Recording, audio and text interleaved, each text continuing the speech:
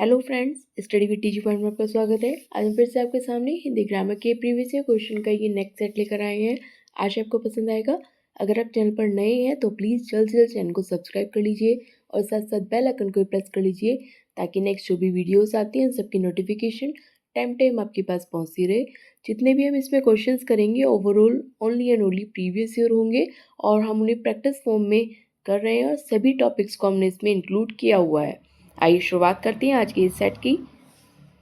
सबसे पहले क्वेश्चन है हमारा, निम्नलिखित में से किस शब्द में तद्धित प्रत्यय लगा है? पठनीय, कृपालु, गंतव्य और हंसोड़। तो तद्धित प्रत्यय किस में लगा हुआ है?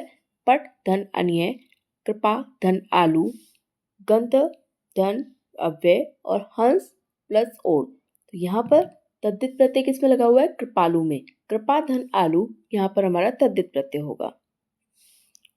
नेक्स्ट, 2 बार जन्म लेने वाला वाक्य के लिए सही शब्द का चयन क्या होगा?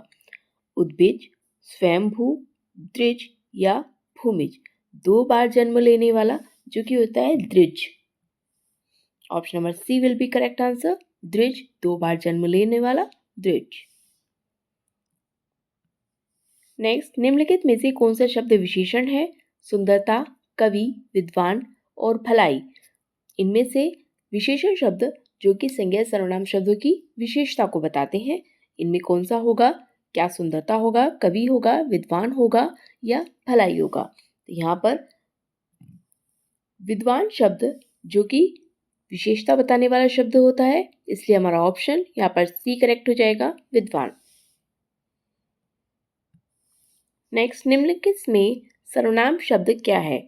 नींद, रोग, सफाई और कौन। सर्वनाम शब्द नींद, रोग और सफाई नहीं होगा, जबकि हमारा यहाँ कौन शब्द सर्वनाम शब्द हो जाएगा जो कि प्रश्नवाचक सर्वनाम के अंतर्गत आएगा, इसलिए हमारा option D will be correct answer, कौन। नेक्स्ट, देशभक्ति में कौन सा समास है? अव्ययभाव समास, तत्पुरुष, बहुव्रीहि या द्वंद्व। देशभक्ति अगर हम विच्छेद करके देखते हैं, देश के लिए भक्ति,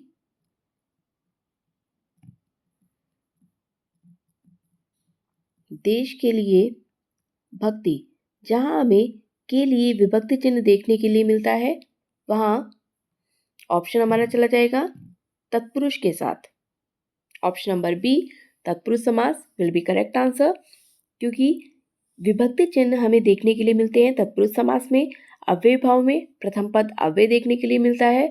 बहुव्रीहि समास में हमें किसी अन्य तीसरे पद की उत्पत्ति देखने के लिए मिलती है और द्वंद्व समास में योजक चिन्ह के साथ साथ दोनों शब्द विपरीत भी होने चाहिए, यह हमें देखने के लिए मिलता है, इसलिए हमारा ऑप्शन यहाँ पे बी करेक्ट हो जाएगा, तत्पुरुष। नेक्स्ट, गे शब्द का पर्यायवाची है ग्रह, गर्दभ, व्योम और गाय। गे शब्द का पर्यायवाची जो कि हो जाएगा ग्रह। Option number A will be correct answer, ग्रह। नेक्स्ट, निम्नलिखित शब्दों में से एक वचन है प्राण, दर्शन, ओट और तेल। इसमें हमें एक वचन शब्द बताना है। प्राण, ओट और दर्शन, ये तीनों ही वर्ड सदैव बहुवचन के रूप में प्रयोग किए जाते हैं। ये तीनों सदैव बहुवचन के रूप में प्रयोग किए जाते हैं, जबकि ऑप्शन नंबर डी, तेल विल बी करेक्ट आंसर, ये एक वचन शब्द है। नेक्स्ट, कढ़ाई से गिरा चूल्हे में आ पड़ा का भाव है एक विपत्ति से छूटकर दूसरी में आ पड़ना, कढ़ाई और चूल्हा पास पास होना, एक बार भूल होती है तो बार बार होती है, कढ़ाई चूल्हे में गिर गई। ऑप्शन यहाँ पर फर्स्ट वाला हमारा करेक्ट हो जाएगा। एक विपत्ति से छूटकर दूसरी में अगर आ पड़ते हैं तो उसे कहते हैं कढ़ाई से गिरा चूल्हे में आ पड़ा। नेक्स्ट, दीर्घ संधि, गुण संधि, वृद्धि और यण और अयाधि संधि के किस मूल भेद के अंतर्गत सन्निहित हैं? व्यंजन के, स्वर के, विसर्ग के या इनमें से किसी के भी नहीं। दीर्घ, गुण, वृद्धि, यण और अयाधि ये 5 रूप जो कि होते हैं किसके? स्वर संधि के। तो हमारा ऑप्शन यहाँ पर स्वर संधि करेक्ट हो जाएगा। स्वर संधि के दीर्घ, गुण, वृद्धि, यण और अयाधि ये 5 रूप स्वर संधि के अंतर्गत सन्निहित हैं। नेक्स्ट विशेष शब्द है चश्मा, जूता, जीभ और वायु। विदेशी शब्द ऐसे शब्द जो कि किसी अन्य भाषा से या किसी अन्य देश से लिए गए हैं, वे विदेशी शब्द होते हैं। और वहीं इसके विपरीत देशी शब्द जो कि जिनकी उत्पत्ति का पता नहीं होता है, वे देशी शब्द होते हैं। यहाँ हमारा ऑप्शन चश्मा विल बी करेक्ट आंसर, जो कि विदेशी भाषा का शब्द है, तो यहाँ हमारा ऑप्शन चश्मा करेक्ट हो जाएगा।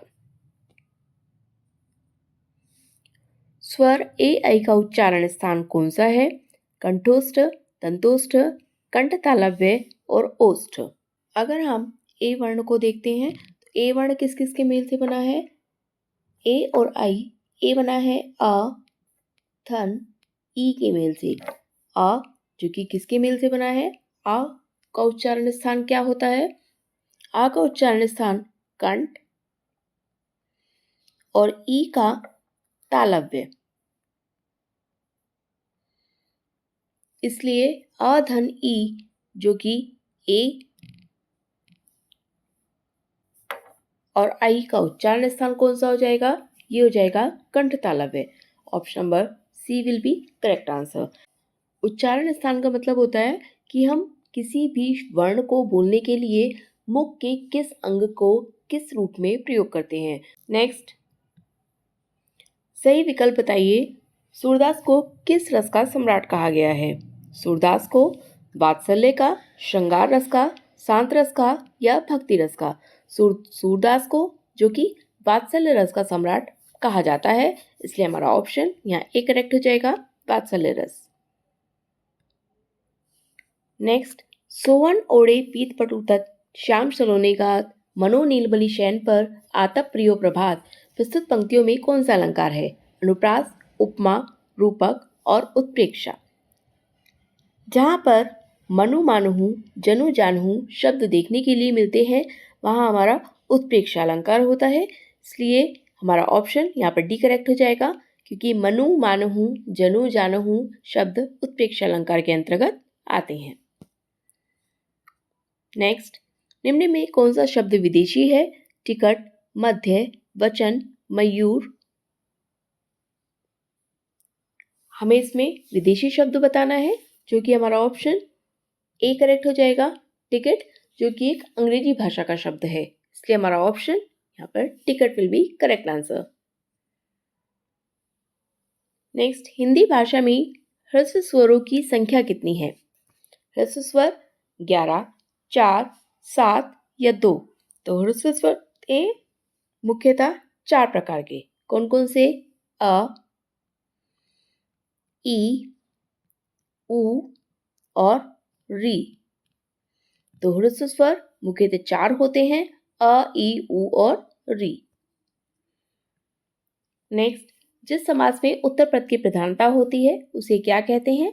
तत्पुरुष, बहुव्रीहि, अव्ययभाव या द्वंद्व। तो जिस समास में उत्तर पद की प्रधानता होती है, वहां हमारा ऑप्शन तत्पुरुष समास के साथ करेक्ट हो जाएगा। उत्तर पद प्रधानता तत्पुरुष समास में पाई जाती है, जबकि बहुव्रीहि में अन्य पद की प्रधानता होती है। अव्ययभाव में प्रथम पद अव्यय देखने के लिए मिलता है, और द्वंद्व हम अभी बात करके गए हैं कि योजक चिन्ह देखने के लिए मिलता है, और दोनों ही शब्द विपरीत होते हैं। नेक्स्ट, दीन दुखियों को भोजन देने की व्यवस्था वाक्यांश के लिए एक शब्द क्या होगा? भंडारा, दातव्य, सदाव्रत या धर्मार्थ। तो दीन दुखियों को भोजन देने की व्यवस्था, जो कि हमारा ऑप्शन सी करेक्ट हो जाएगा, सदाव्रत। नेक्स्ट, केर पेर का संग होना का अर्थ है दोनों अलग अलग, विपरीत स्वभाव वाले का साथ साथ रहना, भाग्य की बात या दयावान और निष्ठुर का साथ। केर बेर यानी कि दो अलग अलग चीजें होती हैं, उनका एक साथ होना या एक साथ रहना। तो हमारा ऑप्शन यहाँ पर करेक्ट हो जाएगा, बी, विपरीत स्वभाव वालों का साथ साथ रहना। तो दोनों अलग अलग स्वभाव या अलग अलग चीजें हैं जो कि एक साथ रहती हैं, तो उसे केर बेर का संग होना कहते हैं। नेक्स्ट, संधियां 3 प्रकार की होती हैं। निम्न में से कौन सा एक संधि का प्रकार नहीं है? स्वर, व्यंजन, विसर्ग और अनुस्वार संधि। अगर हम संधि की बात करते हैं, स्वर, व्यंजन और विसर्ग, ये तीनों ही संधि के रूप होते हैं, लेकिन अनुस्वार जो कि संधि का रूप नहीं होता है, इसलिए हमारा ऑप्शन हमें नेगेटिव वर्ड बताना है, जो कि हमारा करेक्ट हो जाएगा अनुस्वार संधि। नेक्स्ट, बिल्ली छत से कूद पड़ी वाक्य में कौन सा कारक है? अधिकरण, कर्म, संप्रदान या अपादान। अधिकरण, अगर हम कारक चिन्ह की बात करते हैं, अधिकरण में और पर कारक चिन्ह देखने के लिए मिलता है। कर्म में को विभक्ति चिन्ह देखने के लिए मिलता है। संप्रदान के लिए या दान आदि के संदर्भ में देखने के लिए मिलता है, और अपादान जो कि अलगाव के लिए देखने के लिए मिलता है। अब यहाँ पर हम देखते हैं तो बिल्ली छत से कूद पड़ी। बिल्ली का छत से पृथकीकरण यहाँ हमें देखने के लिए मिलता है, अलगाव देखने के लिए मिलता है, इसलिए हमारा ऑप्शन डी करेक्ट हो जाएगा, जो कि अलगाव के लिए प्रयोग किया जाता है। और वैसे भी भय, तुलना और अलगाव, इन तीनों के लिए ही हम अपादान का प्रयोग करते हैं। नेक्स्ट, अनिश्चयवाचक सर्वनाम का करण कारक बहुवचन रूप क्या होगा? किन्हीं को, किन्हीं की, किन्हीं से और किन्हीं का। अनिश्चयवाचक अनिश्चितता प्रकट करने के लिए प्रयोग में लाया जाता है, तो अनिश्चितता तो हमें सभी में देखने के लिए मिल रही है, लेकिन करण कारक रूप अगर हमें बताना है, करण का विभक्ति चिन्ह क्या होता है? से। तो इसलिए हमारा ऑप्शन यहाँ पर सी करेक्ट हो जाएगा, किन्हीं से। नेक्स्ट, अभिमानी का विलोम क्या होगा? साहसी, स्वाभिमानी, निर्भिमानी या गौरवशाली। अभिमानी जो कि ऑप्शन हमारा करेक्ट हो जाएगा।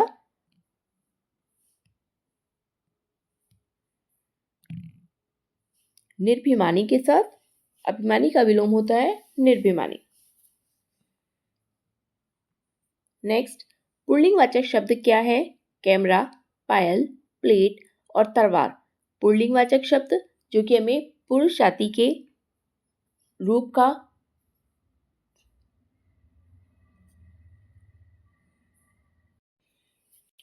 पुल्लिंगवाचक शब्द छाटिए। कैमरा, पायल, प्लेट और तलवार। पुल्लिंगवाचक शब्द जो कि हमें पुरुष जाति के होने का बोध कराते हैं, और उधर स्त्रीवाचक शब्द जो होते हैं जो हमें स्त्री जाति के होने का बोध कराते हैं। इनकी पहचान हम कैसे करते हैं? शब्द से पहले या तो शब्दों को वाक्य में प्रयोग करके देख लेते हैं, अदरवाइज शब्द से पहले अच्छा या अच्छी लगाकर भी हम बता सकते हैं कि किस पे पुल्लिंगवाचक शब्द का प्रयोग होगा। कैमरा, अगर हम कहें अच्छा कैमरा, अच्छी कैमरा तो नहीं होता है। पायल, अच्छी पायल। प्लेट, अच्छी प्लेट। तलवार, अच्छी तलवार। तो इसलिए हमारा ऑप्शन यहाँ पर ए करेक्ट हो जाएगा, जो कि अच्छा कैमरा यानी कि पुल्लिंगवाचक शब्द के साथ जाएगा। Option number A, camera will be correct answer. Next, बैठक शब्द में कौन सा प्रत्यय है? बई, बैठ, अक या के। बैठक जो कि बैठ, धन, अक प्रत्यय से मिलकर बना है, इसलिए हमारा ऑप्शन यहाँ पर करेक्ट हो जाएगा, अक प्रत्यय। नेक्स्ट, कौन सा शब्द कमल का पर्यायवाची नहीं है? पंकज, अंबुज, वारिद और पदम। कमल का पर्यायवाची जो कि वारिद नहीं है, इसलिए हमारा ऑप्शन सी करेक्ट हो जाएगा। कमल का पर्यायवाची वारिद नहीं होगा। पंकज, अंबुज और पदम ये तीनों ही कमल के पर्यायवाची शब्द हैं। नेक्स्ट, संज्ञा का भेद नहीं होता है। व्यक्तिवाचक, जातिवाचक, भाववाचक और निजवाचक। संज्ञा के अंतर्गत व्यक्तिवाचक, जातिवाचक और भाववाचक ये तीनों ही संज्ञा के भेद होते हैं, लेकिन निजवाचक ये संज्ञा का भेद नहीं होता है, ये सर्वनाम का भेद होता है, इसलिए हमारा ऑप्शन यहाँ पर सी करेक्ट हो जाएगा, निजवाचक। नेक्स्ट, नास्तिक का अर्थ है भगवान को न मानने वाला, अपने आप पर भरोसे वाला, पूजा न करने वाला या मूर्ति पूजा के विरोधी। तो नास्तिक जो कि होता है ईश्वर में विश्वास न रखने वाला यानी कि भगवान को न मानने वाला, और वहीं अगर आस्तिक की बात करते हैं तो जो ईश्वर में विश्वास रखता है, ईश्वर को मानता है, वह आस्तिक होता है। नेक्स्ट, गंगा तट पर कुछ लोग भजन कर रहे थे। रेखांकित शब्द में कौन सा समास है? द्वंद्व, तत्पुरुष, कामधारय या अव्ययभाव। गंगा तट पर। अगर हम देखते हैं गंगा तट का विच्छेद करके तो ये हो जाता है गंगा के तट पर या गंगा का तट। का विभक्ति चिन्ह हमें अगर देखने के लिए मिलता है तो ये आएगा हमारा बी तत्पुरुष समास के अंतर्गत, क्योंकि गंगा का तट या गंगा के तट पर ये हमारा तत्पुरुष के अंतर्गत जाएगा। Option number B will be correct answer, तत्पुरुष समास। नेक्स्ट, निम्न में से विशेषण शब्द है जाना, देवता, सुंदर और कौन। विशेषण शब्द ऐसे शब्द जो कि संज्ञा और सर्वनाम शब्दों की विशेषता को बताते हैं, वे विशेषण शब्द होते हैं। यहाँ अगर हम देखें सुंदर, जो कि अपने आप में एक विशेषण शब्द होगा, इसलिए हमारा ऑप्शन यहाँ पर सुंदर करेक्ट हो जाएगा। ये थे हमारे आज तक के क्वेश्चंस। आशा आपको पसंद आए होंगे। अगर आप चैनल पर नए हैं तो प्लीज़ जल्द से जल्द चैनल को सब्सक्राइब कर लीजिए और साथ साथ बेल आइकन को भी प्रेस कर लीजिए, ताकि नेक्स्ट जो भी वीडियोस आती हैं उन सबकी नोटिफिकेशन टाइम आपके पास पहुँचती रहे। जितने भी ऐसे क्वेश्चंस करते हैं overall only and only previous year होते हैं। अपनी प्रीवियस क्वेश्चंस की प्रैक्टिस के साथ अपनी प्रैक्टिस को कंटिन्यू करने के लिए प्लीज़ चैनल को सब्सक्राइब करना मत भूलिएगा। मिलते हैं हम नेक्स्ट वीडियो में, तब तक के लिए थैंक यू।